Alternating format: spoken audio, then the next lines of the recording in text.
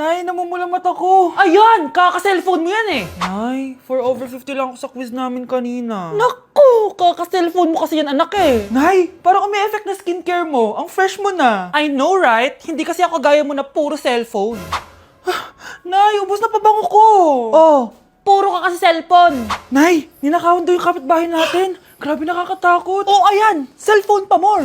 Nay, sobrang sakit ng ulo ko. Tapos, inuubo pa ako. Ayan! Oh, alam ko na sasabihin mo. Oo na, kaka-cellphone ko na to. Ay hindi, iba na yan. Kapag may 2 symptoms ka, gaya ng headache at ubo, pwedeng flu na 2. Oh, eto anak, uminom ka nitong BioFlu. Ay wow, hindi sinisi ang cellphone na. 15 minutes later. Nay, bumubuti na pakiramdam ko. O, diba? Mom knows best talaga. Nay, nawawala yung pera ko sa bulsa. Nakita mo ba? Hindi mo kasi iniingatan yung 500 pesos mo eh. At higit sa lahat, kaka-cellphone mo yan. Ha? Wait, paano niya nalaman na 500 yung nawawalang pera?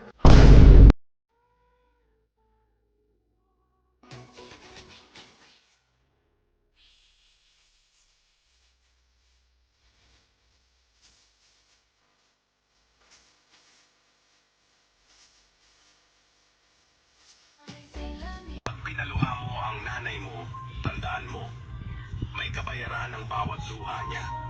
Isipin mo ito, noong maliit ka pa, ilang beses ka bang umiyak sa gabi? Ilang beses kang nagkasakit at nag-alala siya? Ilang beses kang nagutom at tiniis niya ang sarili niyang gutom para lang may maihain sa'yo? Pero ngayon, sino ang lumuluha? Ah, ganun. Pag sumagot ang bata, bastos agad. Hindi ba pwedeng nagpapaliwanag lang? Hindi ba natin kaya makinig? Lalo na kung ang bata, maayos naman ang pananalita, hindi naman mataas ang boses, hindi naman bastos pag nagpapaliwanag. Ang iba kasi sa atin, hindi naman nila lahat talagang ayaw makinig. Pag nagpapaliwanag ng bata, sure na tayo. Good morning, class! Good mood si ma'am ngayon na. Sana good mood lang siya gang mamaya. Bago tayo mag-start, mag-pray muna tayo, okay? Sino gusto mag-lead? Di ako marunong niyan, ikaw na lang. Lalo na ako, di nga ako sumisimba eh. Ah, wala. Pag walang pumunta sa harap, lahat kayo, ia-absent ko! Bes, ikaw na lang. Ah, mama ko na lang po. Madali naman pala kayo kausap eh. Okay, class. So, dito na nagtatapos sa lesson natin. Oh, may 1 oras pa pala tayo eh. Sige na, i-dismiss ko na kayo. Yes! Be, tara gala tayo. Tara be, buti na lang talaga dinismiss tayo agad. Aba, excited? Uwing-uwi? Ayaw niyo siguro sa subject ko, no? Maghihintay kayo hanggang 4 p.m. dito! Walang uuwi! Grabe naman yung mood swing ni ma'am. Nakakainis. I love you too. Okay, class. Dahil good mood ako today, hindi tuloy ang quiz at lesson natin. Ay, salamat. Magagawa ko na yung assignment ko sa math. Bes, pakopya naman ako niyan. Aba! Sino nagsabi sa inyo na pwede kayo gumawa ng assignment sa ibang subject, ha? Ah, ma'am. Talagang sinisira niyo mood ko, ha? Lahat kayo bagsak sa quiz! Excuse me, Ma'am Reyes? Bakit mo tinatakot ang mga anak ko? Ma'am, hindi sila matututo kung hindi ko sila tatakutin. Hindi mo kailangan takutin ng mga bata. Kausapin mo sila na maayos. Tama. Tayo ang pangalawa nilang magulang. Dapat maging safe sila sa atin. Gusto mo bang maalala ka nila sa mga pananakot mo? Facts, ma'am. Umayos ka na, ha? Kung ayaw mong isumbong kita sa principal. Deserve. Manonood ako ng horror. Comedy na lang, puro ka horror, nagmumukha ka ng multo. Eh di wag ka manood, basta horror ang papanoorin ko. Comedy nga, para masaya. Aba! Pati yan pag-aawayan nyo? Ako na lang manonood. Ayan, comedy pa kasi gusto mo. Nakakatawa kasi ang mukha mo. Nayo! Anak, saan niyo gusto pumunta sa Sabado? Sa Baguio, Nay, para malamig tapos maraming strawberry. La Union na lang tayo, Nay, para sa beach tayo tapos picture-picture tapos kain tayo ng seafood. Ano ba talaga? Baguio, Nay, La Union. O sige, magkanya-kanya na lang tayo ha. Mga anak, bibili ako ng pagkain. Ano gusto nyo? Jollibee Cheesy Yum Burger! Abay, mala! Nagkasundo kayo ah! Gaya-gaya! Bias ko yun eh. Bias ko din yan, pero narinig ko na may bagong special Cheesy Yum Burger at gusto ko itry. O sige mga anak, wait nyo ako ha. Mga anak, kain na! Sarap pa rin itong original Cheesy Yum Burger for me. Ang beefy lang hap sarap patty with cheese and classic yum sauce ng Jollibee. Bias talaga! Wow! Kakaiba yung atake na itong special cheesy yum burger. Pang bias wrecker. May beefy lang hap sarap patty at cheese na nga. Meron pang crunchy pickle, onions, and ketchup. Oh, akala nyo kayo lang? Meron din ako niyan. Di talaga magpapatalo si nanay, oh. True. Like liking the song so far? If so, this opportunity maybe for you, maybe for you, maybe for you, you. Arizona B is for Vegas models. Annyeonghaseyo! Guys, sobrang lamig! Nasa Korea na ako! At syempre, ano pa bang gagawin natin? Titikim tayo ng convenience store snacks! Guys, hulaan nyo kung nasan ako, walang ganito sa Pilipinas. First time ko makakatikim ng mga pagkain sa convenience store dito sa Korea. Grabe, sobrang dami din pagpipilian dito. Guys, ito daw yung kinakain ni Jungkook sa live niya, so tikman natin kung masarap. Guys, simula bata daw si Jungkook, ito yung favorite niyang iniinom, so tikman din natin. Hala, si Jungkook! Akala ko na hospital ka. Resurrection, ang muling pagkabuhay. Annyeonghaseyo! Hala ka, may Korean guys, oh. May mga hotdog din, no? Tikman natin yung mga hotdog nila kung masarap. Guys, may nakita ako, matcha siya na pandesal, tas may ulam siya sa loob. Tikman natin kung ano lasa.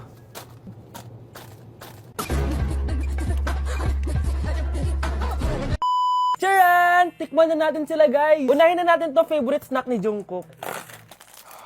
Kancha daw yung pangalan nito, guys. Tikman na natin. Sarap! Honey Bunch! And syempre, di natin pwedeng tikman nang wala si Jungkook. Jungkook imnida. Gets ko na kung bakit favorite ni Jungkook. Ang sarap na, guys! May kinuha si Honey Bunch kanina, pero parang ang sarap, oh. So, tikman din natin. Ito yung tsura niya. Parang sarap. Manghang. Masarap siya. 7.5 out of 10. May mas masarap pa sa iba. So, inom muna tayo. Tikman natin to favorite drink ni Jungkook.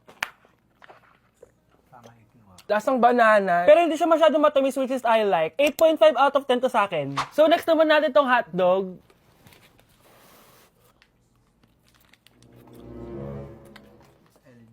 Ano yung lasa? Hindi ko siya gusto, guys. Weird na lasa niya. 3 out of 10 lang to sa akin. Hindi ko siya masyadong gusto. Next natin tong dried pusit. So, ganito yung itsura niya, guys. Matigas siya. Ang tigas. Baka niluluto pa to. Eh, grabe. Alam mo yung mga ginangat-ngat ng aso. 1 out of 10, hindi ko siya nakain, tapos wala rin siya lasa. Next natin to matcha na siopaw na may ulam sa loob. Unang kagat, guys.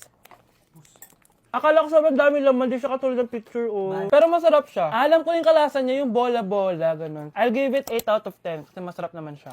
Second to the last natin, itong curry crispy roll. Curry? May curry nga talaga siya. Ganito yung tsura niya, guys.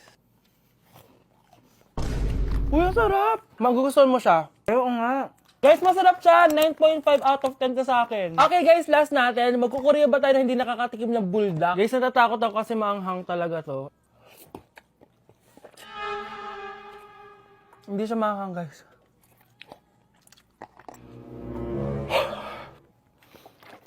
Bibigyan ko to ng 8 out of 10. Masarap naman siya kasi sobrang anghang niya. So yun lang naman, guys. Kung gusto nyo ng part 2, mag-comment lang kayo dyan at gagawin natin yan. So, bye-bye!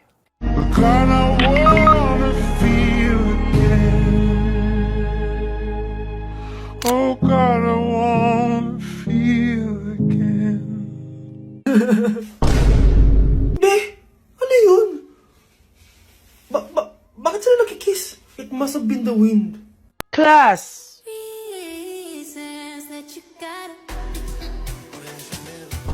Pinakaniwala mo lang lahat. Or in fact, ako pa nga dapat yung magtanong sa'yo eh. Ginaan mo ba talaga ako?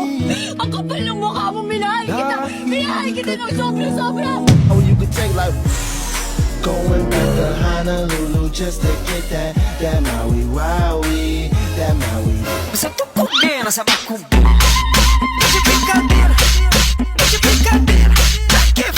Diyos ko po, mas lang ako saglit eh. Kuya, sundan mo yan. Sige po, ma'am. Sinasabi ko na nga ba eh, may tinatago ka sa akin. Ayan, kuya. Huminto ka dito.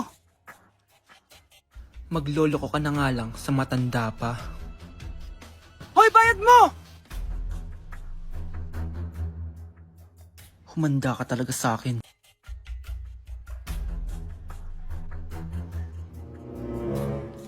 Ang sweet niyo naman, may paregalo ka pa ha? Ano yun? Scarlett? Anong ginagawa mo dito? Manloloko ka! Pinagpalit mo ko dito sa matandang pangit na to? May paregalo ka pa, ha? Eh, Eh, sa akin nga, wala kang binibigay na regalo eh. Scarlett, magpapaliwanag ako. Manahimik ka! At ikaw naman, matandang pangit, sayong-sayo na tong boyfriend ko! Magsama kayong dalawa! Aba, walang respeto tong girlfriend mo ah. Ano pinagsasabi mo, Scarlett? Eh, nanay ko to. Excuse mo lang yan! Eh, mukha nga nagtatago ka kanina eh! Nagtatago ako kasi isusurprise namin yung tatay ko. Ganitong babae ba yung gusto mo, anak? Yung walang modo? Nay, pagpasensyahan niyo na siya. Tita, sorry po. Anong sorry? Matandang pangit ako, di ba? Lumayas ka dito, babae ka! Sorry na, tita. Ayaw mo lumayas, ha? Brownie!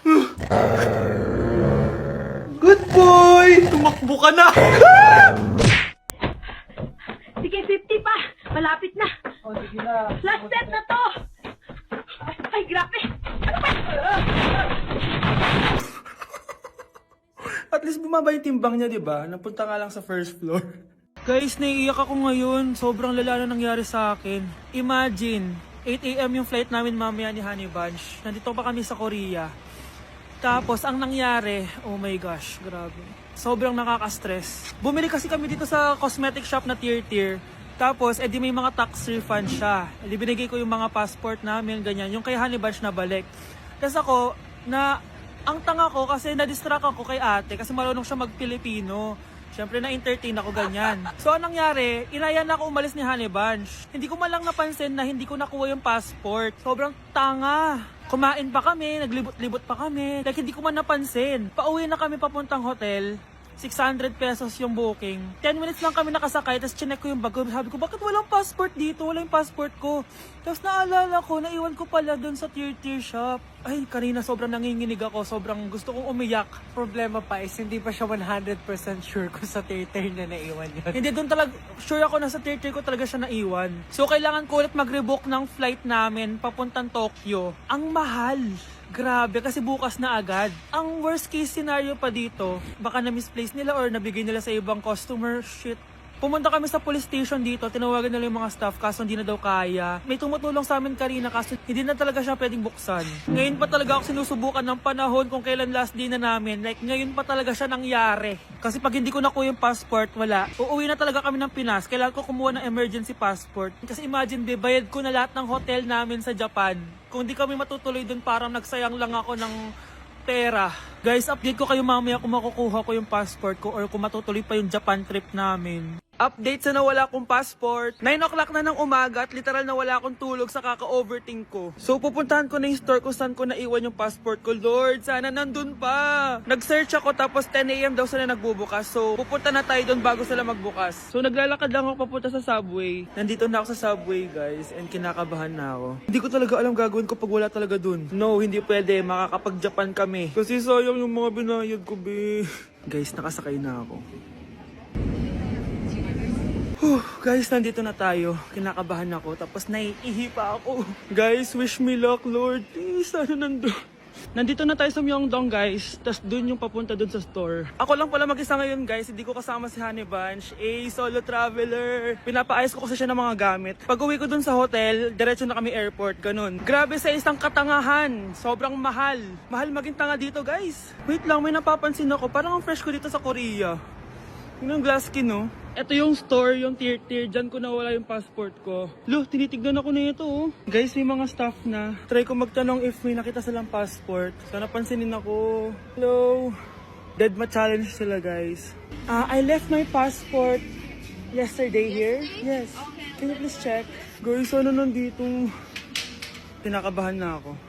Lord, please. Magkakabait na ako, please. Hala, guys. Hala, ano tong hawak ko? Passport ko yata to. Yes, makakapag-Japan tayo, guys. Over naman, no? Hindi na siya nag-overthink. Iniisip ko ngayon, pupunta tayo ng Japan. Guys, nasa airport na kami. Tuloy na kami sa Japan. Bye, Korea. Ano masasabi mo? Alas na tayo ng Korea. Babalik pa ba